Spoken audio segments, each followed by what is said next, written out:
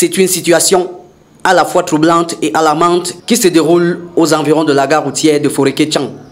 En effet, il était pratiquement 19h30 la nuit du 30 avril dernier lorsque notre rédaction fut interpellée par les riverains de cette zone de la ville pour témoigner d'une situation préoccupante. Sur les lieux, une odeur nauséabonde paralysait l'environnement. On observait un liquide de couleur noire qui coulait dans la rigole. Après avoir suivi le liquide en question, nous tombons derrière l'agence générale de Tchang. C'est à ce moment que les riverains nous expliquent qu'au moins 1 à 2 fois par mois, les employés de l'agence générale voyage de Tchang ouvrent la fosse pour laisser sortir les déchets qui traversent au moins 10 pâtés de maison, laissant derrière les odeurs insupportables qui ont de lourdes conséquences sur les habitants de la zone. L'agence générale, qui est construite en amont de nos habitations, déverse au moins 2 fois par semaine les déchets provenant de ces fosses et qui sort par l'arrière, contourne et va passer devant la gare routière, l'entrée de la gare routière, comme vous avez vu sur le reportage. Vraiment qu'il fasse un effort pour creuser des fosses appropriées. Non, s'asseoir même comme ça, c'est un calvaire. Même dedans, là, tout à l'heure, il ne respirait pas. Général nous intoxique tellement que je ne sais même pas, les enfants sont toujours malades. La diarrhée, infection pulmonaire, il ne sait pas d'où ça sort. Mon fils de 4 ans a eu l'infection pulmonaire dernièrement. Il ne sait pas d'où ça sort. Où ce sont que les odeurs ici qui l'étouffent. Des fois, vous restez dehors comme ça, comme je suis à 6 heures en train de travailler. Ce sont les cacas qui descendent. Je dis les cacas, les vrais cacas, pas qui descendent comme ça. Donc c'est invivable ici. On a même essayé de boucher. Général est tout venu percer. Donc non. On vit que le casier ici avec les odeurs ici. C'est trop grave. Trop grave même. Ça c'est tuer tout un quartier. C'est trop grave.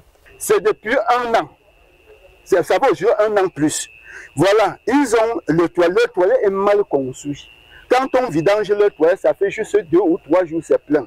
Puisque le service thermique, il semblerait que toutefois que les gens se plaignent, même quand le passager écrive, le directeur, le DG qui est à Babsam, il bloque tout. Donc, il faut que le travail s'y marche. Il faut qu'on ferme tous les toilettes de général. On recommence à 0. Beaucoup de personnes ont dû déménager à cause de cette situation qui ne s'arrête pas. Donc, ça c'est une fois que à mettre un quartier au sol. Nous on ne respire pas ici. Il y avait même ma voisine enceinte, elle déménageait. Tellement les odeurs, c'est très grave. Plusieurs services administratifs, à l'instar de la mairie, de la justice et autres, ont été saisis pour contraindre Général Voyage à remédier à cette situation en vain. Oui, en fait, ce n'est pas la première fois, c'est même un fait récurrent. Nous avons déjà eu à saisir le service technique de la commune, verbalement, qui ont effectué des descentes sur le terrain déjà, mais rien n'a été fait jusqu'à présent. C'est la 2e fois. Toutefois que le chef de quartier s'était plaint.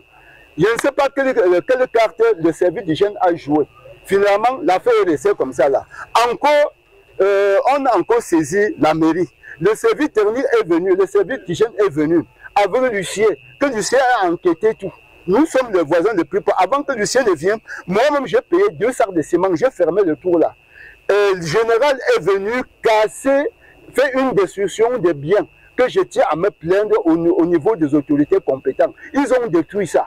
Et ils passent toujours ce caca là-bas. Voilà, ça c'est le choléra qu'on sème. D'ici peu, les gens de la main noire vont souffrir de choléra. Voilà là où est le problème. Ça coule comme ça. Bon, voilà comment ils ont conçu le machin, le toilette. Bon, venez, je vais vous montrer. Voilà.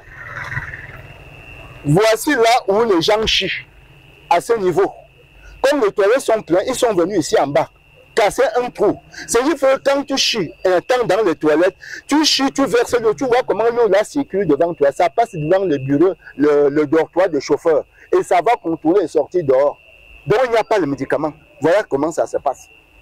Sur le terrain, nous avons essayé d'avoir les explications des responsables de l'agence, mais toujours en vain.